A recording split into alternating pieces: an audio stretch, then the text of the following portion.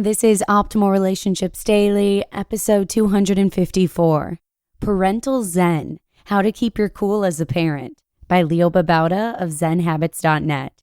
Hey again, and welcome back for another episode.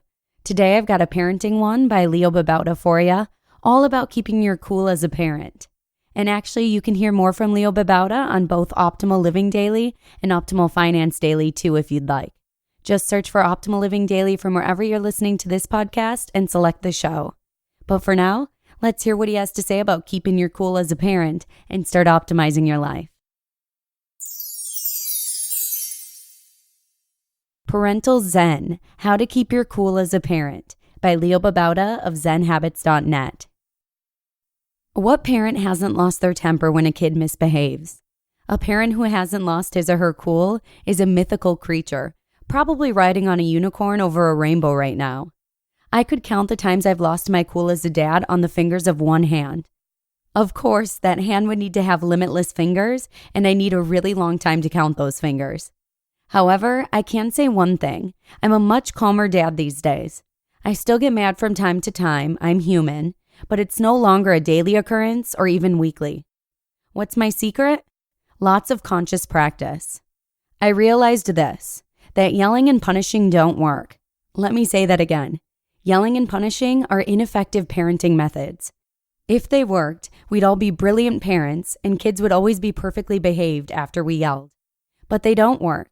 I don't need parenting studies to tell me that. I can see it in my own kids.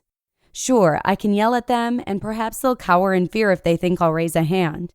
What I'm teaching them is not good behavior, but to fear me. And worse, I'm teaching them to yell when they get angry, to resolve conflicts with violence, instead of talking things out and coming to a peaceful resolution.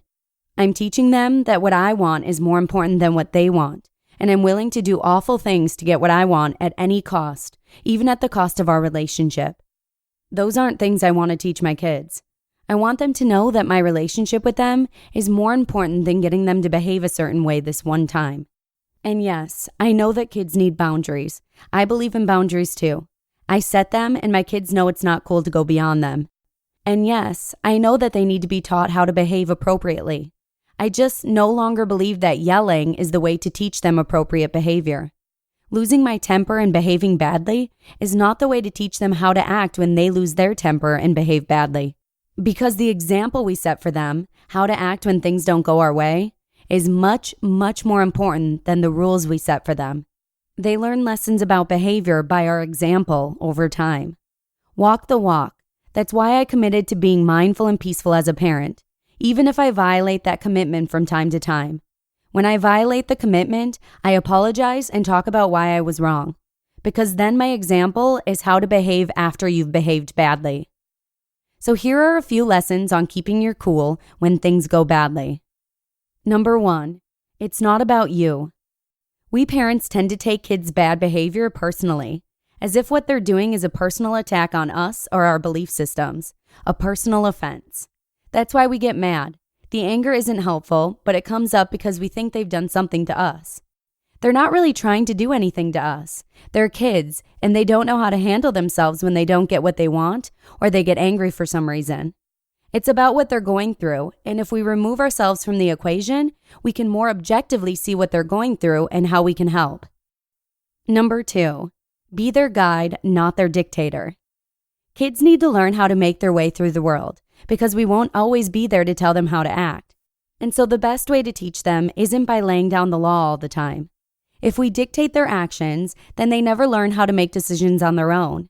We should let them make their own decisions, within boundaries of course, and guide them when they need our help. Imagine being Yoda, the mentor, instead of Darth Vader, the death grip dictator. Side note, using Star Wars to teach lessons to your kids is awesome. Number 3, what do they need? When things don't go their way, when they're angry, when they're afraid, what do they need? You yelling at them or threatening them isn't helpful. Put yourself in that situation and imagine you're smaller and ask if you'd like someone yelling at you when you're upset. How would you react if someone bigger and more powerful than you were yelling and threatening you? You wouldn't like it and would just resent the bigger person. What would be helpful? Maybe some comfort? some calm conversation about the problem, examining solutions, some empathy and compassion, and yes, some stern words or a restraining hand if they're actually going to hurt themselves. Number 4, take a time out. When you're angry in the moment, it's usually best to walk away and breathe and calm down. Talk to them when you're cooler and can think straight. This is hard to do because as parents, we tend to just dive in and try to take care of the situation in the moment. But it's hard to make good decisions, talk calmly, not act irrationally when we're upset. That's true of kids too, by the way. Number 5, if you haven't yet lost your cool, drop down for a moment. When you see yourself stressing out about a situation or starting to get angry but not full-on lost it yet, take a breath, pause, drop down inside yourself and see yourself frustrated or stressed. Give yourself a moment of compassion for this frustration, which is perfectly normal and okay. Ease your pain, wish yourself happiness, and then take another breath. If you can, try to see that your child is suffering in much the same way and needs your compassion too. Number 6, commit to being mindful with them. I actually promised my kids that I'd be a more mindful parent and asked them to watch me. If they caught me losing my temper, I would put $1 in a jar to go get ice cream with them. It helped. They haven't called me out yet. Suckers, they never get ice cream anymore. Only kidding, we still get ice cream. And number 7, know that you'll mess up. Expect to have difficulties, but learn from them. See where you went wrong, be mindful as the difficulty is happening, and see this as a good step towards being more mindful and compassionate as a parent.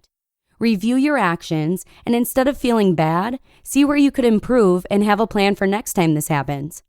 It's important to plan it out when you're calm, not decide how to handle things when you're angry. And adjust the plan next time things go wrong so that the plan gets better and better over time, and so do your compassionate parenting skills. The main problem is that we have some ideal as parents of how our kids should behave. We think they should be ideal kids, but in truth, they're not ideal. They're real. They have faults just like we do. They need help, they make mistakes, they get angry, they get frustrated. We do too. Let's figure out how to behave when we make mistakes, get angry, get frustrated, and show the kids how to do this through our example. Accept them for who they are, faults and all. Love them completely with hugs instead of yelling. I found hugs to be a much more effective teacher than anything else in my parenting toolset. You just listened to the post titled Parental Zen, How to Keep Your Cool as a Parent by Babauta of Zen Habits, and&nbsp. Okay, so I'm literally going to memorize this post every single last word. Thank you so much, Leo. I really need this because recently I lost my cool when Talon pretty much emptied the tub onto our bathroom floor. And what 2-year-old hasn't done this, right? Well, instead of threatening to turn on his arch nemesis, which is the shower, by the way, I just wish I would have kept my cool and saw the humor in the situation, and then just removed him from the tub calmly, explaining to him that bath time ends early if he throws water everywhere. But I thought long and hard about my reaction afterwards, and I realized that making a threat to turn on the shower isn't the right answer, and will never be the right answer, at least not for me. So I learned from my experience at least, but will also plan to use this list of Leos in any future situations where I feel like I may lose my cool. But that's a wrap for today's episode. Have a good one, and hopefully I'll see you again tomorrow for our final episode of the week, where your optimal life awaits. Hello, Life Optimizer. This is Justin Malik, creator and producer of this podcast, but also Optimal Living Daily, the show where I read to you from even more blogs covering finance, productivity, minimalism, personal development, and more, from incredible bloggers like Derek Sivers, Zen Habits, Mark and Angel, The Minimalists, and all the ones you hear on this show too. So if you enjoyed today's episode and like taking amazing blogs on the go, come on over to Optimal Living Daily and subscribe to that one too. And together, we'll start optimizing your life. You've been listening to Optimal Living Daily. Be sure to hit the subscribe button to stay up to date on each new episode, and head to oldpodcast.com. That's OLDpodcast.com for a free gift, as well as more actionable tips and resources to help you maximize your potential. Thanks for joining us, and remember, your optimal life awaits.